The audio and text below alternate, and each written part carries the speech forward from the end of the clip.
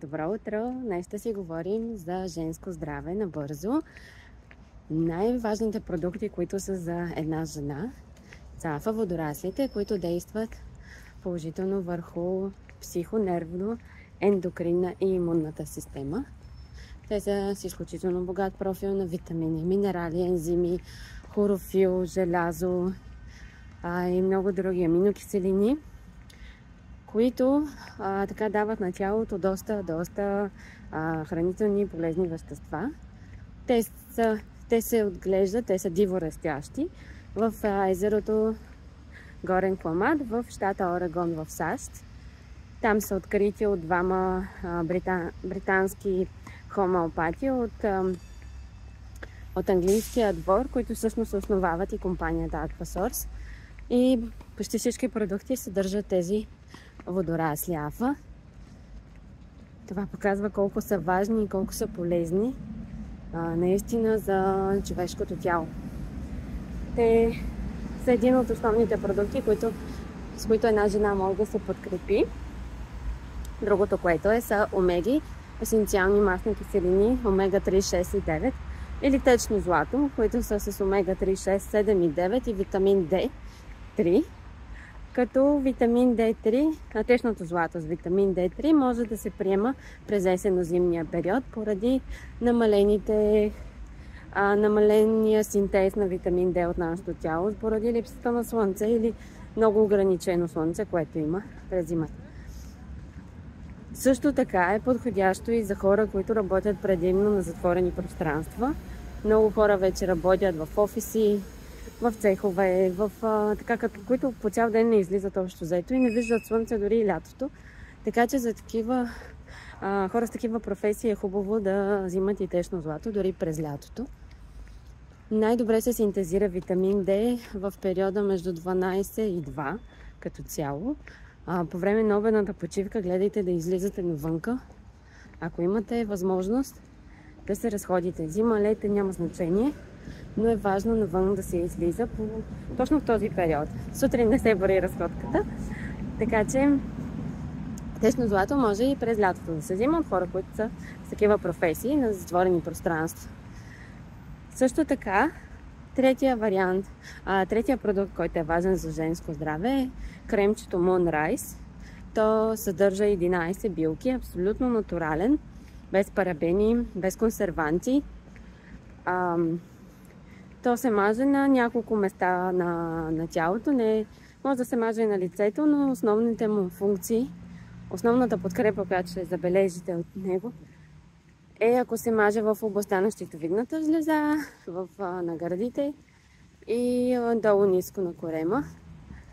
Тогава ще усетите положителния ефект на кремчето. Може да се маже 1 или 2 пъти дневно, профилактично, при предизвикателства с хормонален дисбаланс, здравословни предизвикателства в областта на женското здраве. Може да ми пишете за консултация, защото там е важно по-голяма кои точно продукти се ползват, в какво количество. Защото профилактичните този са за подкрепа по 1-2 капсулки алфа, по 20-30 капки омеги на ден, един път да се маже кремчето. Това е профилактика. Тоест да избегнем голяма част от предизвикателствата, които могат да не се случат, здравословни. И ако желаем да подобрим нещо, което имаме такова предизвикателство, вече трябва да са с малко по-големи дози или в зависимост от състоянието, нали? Затова е важен консултанта да ви каже точно каква комбинация да взимате, за колко време, кога ще се оправите, не можем да ви кажем. Първо много зависи, това не са лекарства. Те дават необходимото на тялото само да се справи с предизвикателството и вършат наистина добра работа, защото тялото ни знае как да се справи по принцип. И въпросът е да му помогнем. В някои случаи, разбира се, лекарствата са неизбежни. Ако можем да минем без лекарства, е много по-добре, защото телата ни си знаят работата.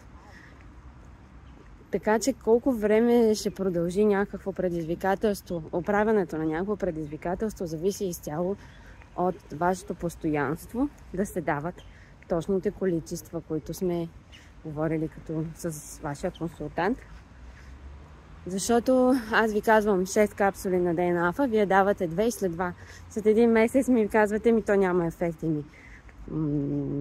Когато има предизвикателство, трябва да се дават повече количества, защото дефицитите са по-големи.